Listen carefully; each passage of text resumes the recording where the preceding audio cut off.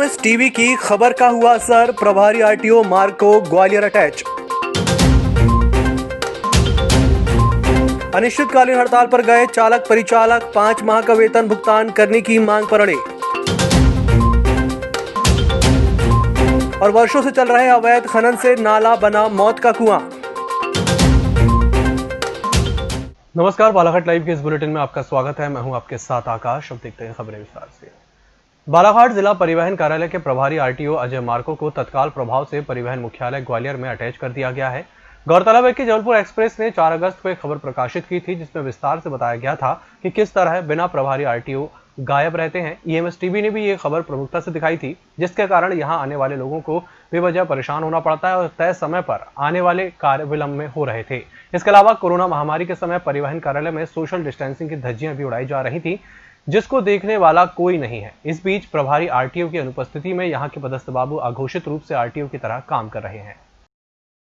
एक ओर जहां कोरोना काल में देश की अर्थव्यवस्था बिगड़ने जा रही है, तो दूसरी ओर कोरोना काल में बसों के चक्के जाम होने के कारण अब सरकार ने बसों को चलाने के लिए वाहन टैक्स माफ कर दिया है। लेकिन अब इस मामले में चालक और परिचालकों ने अनिश्चितकालीन हड़ताल पर जाकर नया मोड़ खड़ा कर दिया है। इसी क्रम में शनिवार को मजदूर संघ कार्यालय में जिले के सभी वाहनों के चालक और परिचालकों की बैठक आयोजित की गई। इस दौरान चालकों ने यह भी बताया कि 2015 से ट्रांसपोर्ट अधिनियम के तहत यदि बस मालिक द्वारा चालकों और परिचालकों को लॉकडाउन के समय की राशि प्रदान नहीं की जाती तो बस नहीं चलाएंगे, बल्कि अनिश्चितकालीन हड़ताल पर रहने की ठान ली है। उसमें श्रम अधिनियम के अंतर्गत इनके लिए क्या क्या प्रावधान है, इनके हित में बनाए गए कानून की जानकारी देने के लिए आप नजर आमंत्रित हैं। तो मैं इसी उद्देश्य को लेकर के आया था।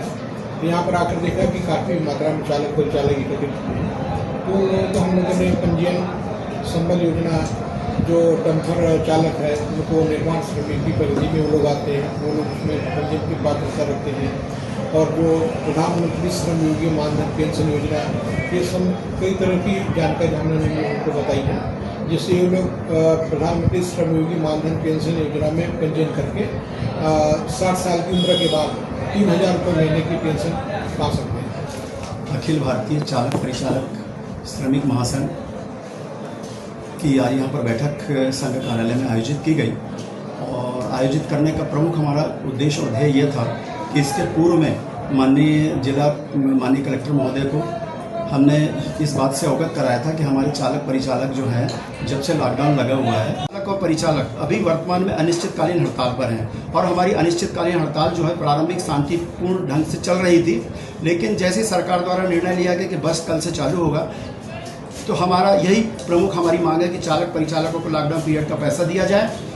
दूसरी बात यह है कि जो 2015 में जो एक ट्रांसपोर्ट नियम बने हुए थे सरकार द्वारा, उस नियमों के तहत श्रम नियम जो है चालक परिचालकों को लागू था, लेकिन उन श्रम नियमों का कड़ाई से पालन नहीं किया जा रहा है। उन श्रम नियमों की धज्जियां उड़ाई जा रही है और बस मालिकों द्वारा जो है इनको न न्यूनतम वेतन दिया जा रहा है, न किसी प्रकार की सामाजिक सुरक्षा दी जा रही है। बालाघाट जिले में आए दिन रेत के अवैध खनन से जुड़ी अनेक घटनाओं के बारे में सुनने को मिलता है, लेकिन शासन और प्रशासन रेत के अवैध खनन पर अंकुश लगाने में कोई कारगर कदम नहीं उठा रहा है। ऐसा ही मामला बालाघाट जिले के चांगोटोला क्षेत्र अंतर्गत हिरबाटोला चरम वाही मार्ग के सहीकी नाला का है, जहां अवैध खनन की वजह से सहीकी नाला आज मौत का नाला बन गया, जहां पर ग्राम हिरबाटोला निवासी हरीश चंद्र पटेल की बैलजोड़ी खाई रूप गड्ढों में गिरकर मौके पर ही मौत हो गई।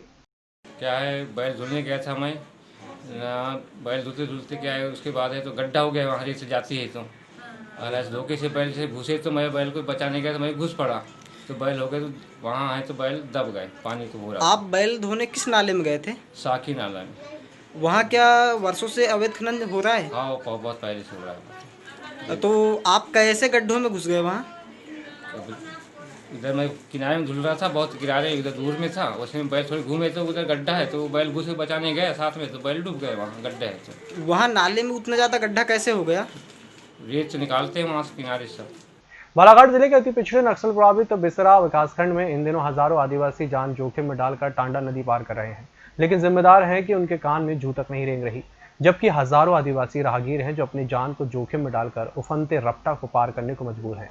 साल 2018 में पुल के निर्माण का काम शुरू भी हो गया था, जिसमें पुल निर्माण का लगभग आधे से ज्यादा कार्य पूर्ण भी हो चुका है, लेकिन एनओसी जारी नहीं होने के कारण काम करना बंद करना पड़ा। हाल ही में भारी बारिश के कारण रपटा में भी बड़े बड़े गड्ढे हो गए, जिससे किसी दुर्घटना का अंदेशा बना हुआ है।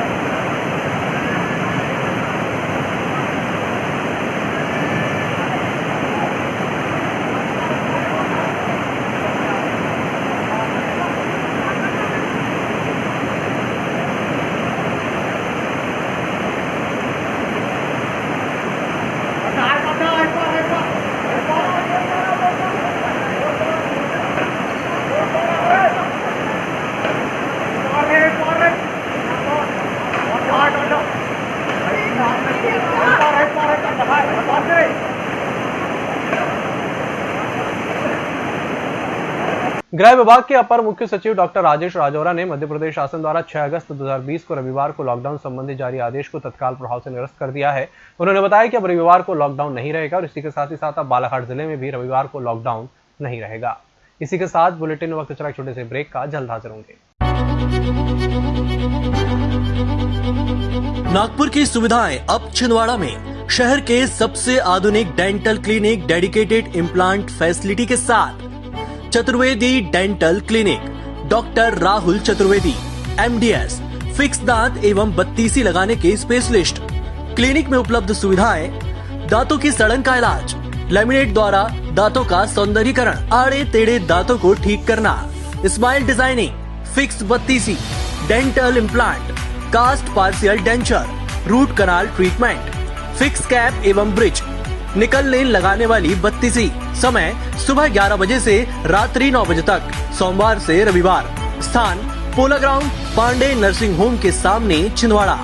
मोबाइल नंबर 9755496232 और 8839315742।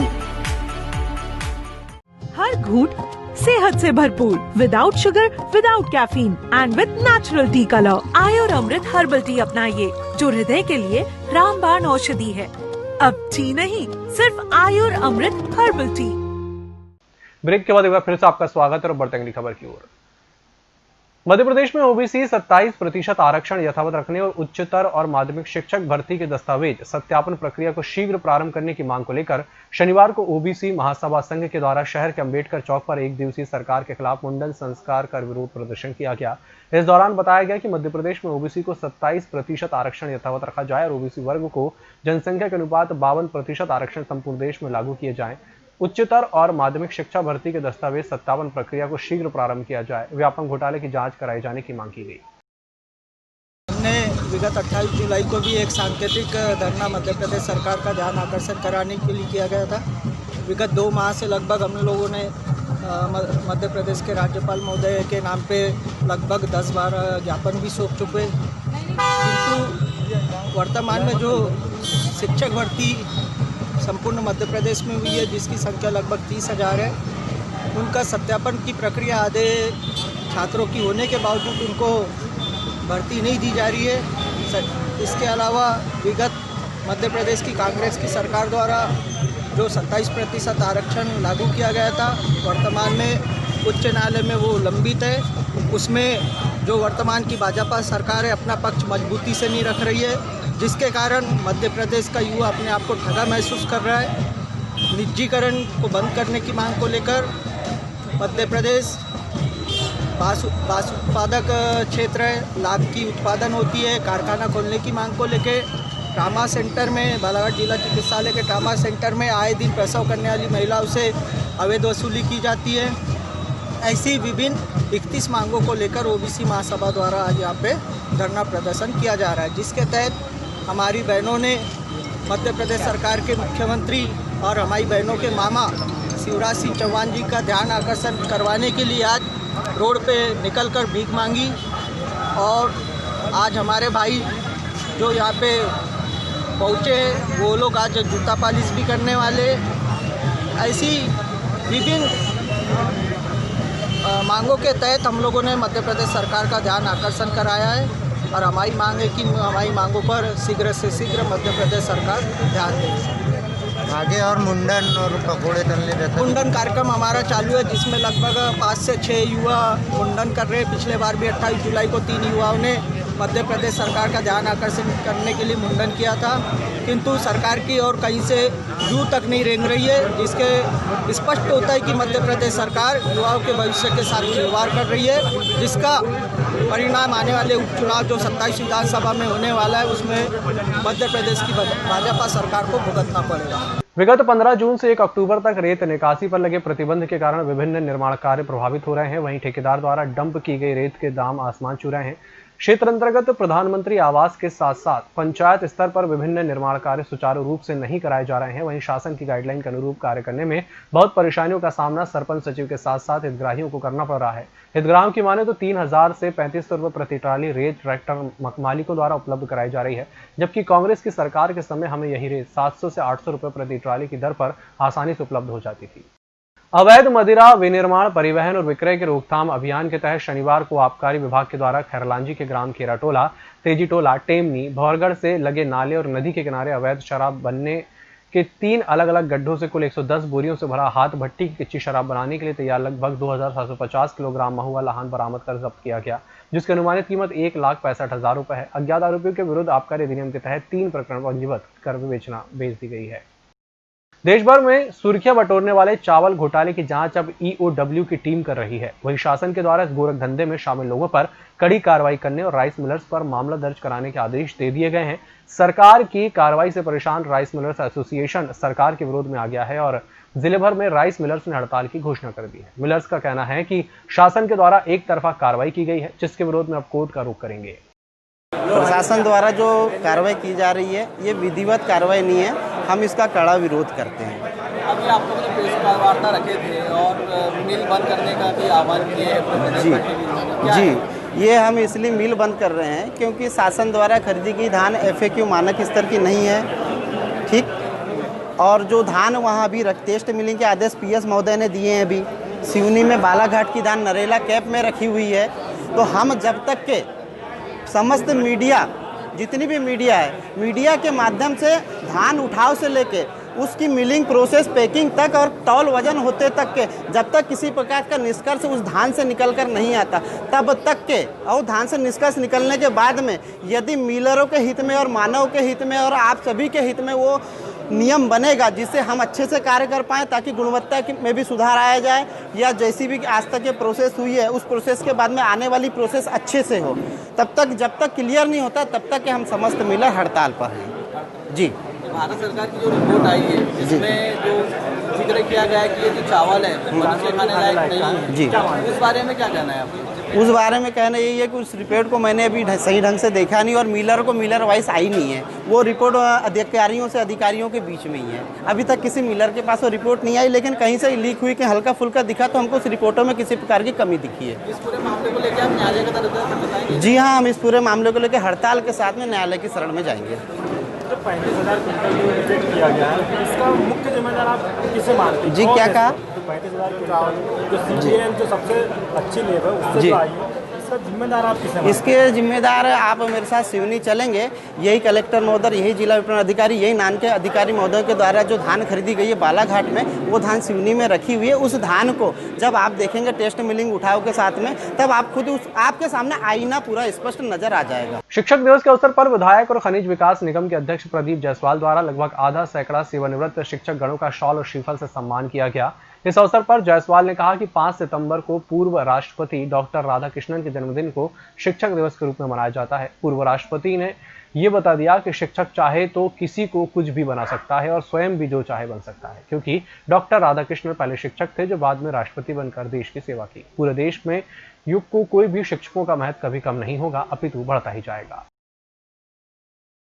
वो शिक्षक किसी भी सर्वोच्च पद पर पहुंच भी सकता है और किसी भी सर्वोच्च पद पर किसी को भी पहुंचा सकता है। ये ताकत शिक्षक में होती है। इसलिए आज 5 तारीख को शिक्षक दिवस के रूप में पूरा देश मना रहा है।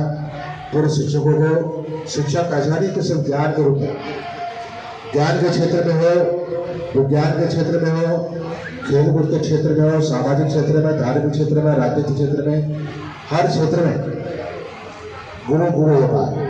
और ऐसे सभी गुरुओं को मैं प्रणाम करता हूँ।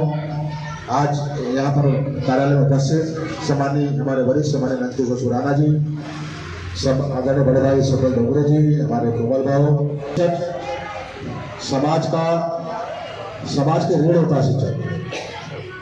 समाज अगर अच्छा है तो देश भी अच्छा हो सकता है। तो देश और समाज के ऋण हमारा शिक्षक होता है। और ये बात जो भी आज सर्वोच्च पद पर पहुंचे हैं, जो लोग देश की सेवा कर रहे हैं, अनेकों क्षेत्र में सेवा कर रहे हैं, उनको देख के बड़ी बात समझी जा सकती है कि अगर हमारी पहचान गुड्डा जायसवाल अगर अच्छा काम कर रहा है तो लोग समझ सकते हैं अपने प्रदेश के देश के लोग इनके पीछे कोई ना कोई अच्छा शिक्षक रहा होगा, इनके गुरु इनके माता पिता के संस्कार अच्छे रहे होंगे, ये पहचान बनती है। तो आज हम गौरवान्वित महसूस करते हैं कि हमने ऐसे सारे शिक्षकों का सम्मान किया है और उनके आशीर्वाद से आज जिस क्षेत्र में जहाँ पर कुछ सफलता मिली है, वाराणसी खिलाड़ी क्षेत्र को हम आगे बढ़ाने का प्रयास कर रहे हैं और अनेक बड़े बड़े निर्णय करना पड़ता है, बड़े कठिन निर्णय राजनीतिक क्षेत्र में आए और उन राजनीतिक उतार चढ़ाव में अगर बहुत जो निर्णय लेने की क्षमता अगर आई है वो आप सबके आशीर्वाद से, आप सबने जो हमको ज्ञान दिया उसके आशीर्वाद से ये बड़े बड़े निर्णय लेने की क्षमता हम सब में मुझमें भी आई, हमारे सभी कार्यकर्ताओं में आई। तो मैं इसके लिए आप सभी को नमन करता हूँ। ऐसे हमारे कई गुरुजन हैं जो प्राइवेट स्कूल में हमारे साथ रहे, खेलकूद के क्षेत्र में रहे, आज हमारे बीच में नहीं है, यहाँ पर उपस्थित नहीं है। ऐसे सारे गुरुओं को भी मैं नमन करते हुए और यही आशा करते हुए कि आप सबका ऐसे आशीर्वाद से हम वाराणसी खिलाड़ी क्षेत्र को हर क्षेत्र गौरवान्वित करें। हमारे क्षेत्र के किसान, महिलाएं, युवा, इनके लिए कुछ न कुछ ऐसा जो हमारा संकल्प है वो सारी चीजें हम करके लाए विकास के क्षेत्र में, मध्य प्रदेश में वाराणसी क्षेत्र का नाम गौरवान्वित हो, जिससे हमारे गुरु जो आप बैठे आपका भी गौरव बढ़े, आप भी गौरवान्वित हो। हम ऐसा काम करने का प्रयास लगातार करते ही हमारा संकल्प है और यही अपेक्षा करते हुए कि आप सबका आशीर्वाद हमें ऐसी इसी तरह से मिलता रहेगा। इस बुलेटिन में फिलहाल इतना ही, इसी के साथ मुझे दीजिए इजाजत। नमस्कार।